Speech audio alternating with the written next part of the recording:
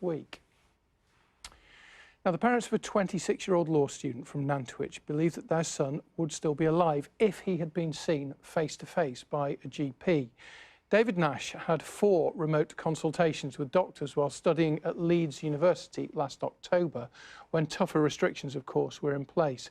He died 19 days after first calling them. Here's our social affairs correspondent, Kelly Foran.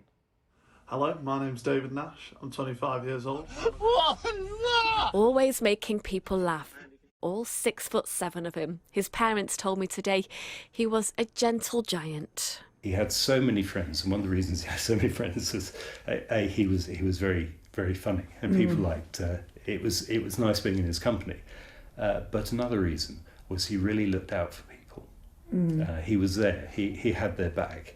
And it's just so sad that in his time of need that the NHS didn't appear to have his back. Last October he had a lump in his neck, prompting calls to the doctor. He got the calls, but the calls were just calls, no video, nothing. And patients of that age examining themselves just doesn't seem right. You had an otherwise fit young man who in the space of 19 days was making frequent contacts with his GP, who'd had a fever for 9 days, who'd suffered a range of escalating symptoms without any clear diagnosis, and they still wouldn't see him. At the time, last November, tougher lockdown restrictions were in place.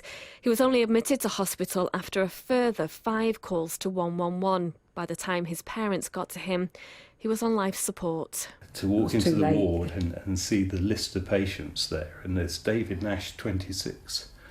Yeah, who should never... And everyone else on the ward is over twice that age. Yeah. He should never have been there. Should never have got to that stage. Had that examination occurred at any point, I believe he could have been treated and would be alive today.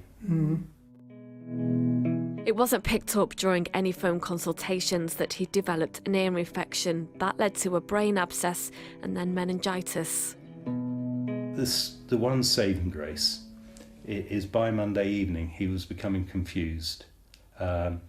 And I don't think he probably knew much about it. We've been reassured that he probably didn't know much about it. NHS England and his medical centre have told us they pass on their sincere condolences, but they're unable to comment until after the inquest next month. We can't categorically say that had they seen him, they would have diagnosed and the treatment would have changed. But equally, he was never given that chance. Kelly Foran, BBC North West Tonight.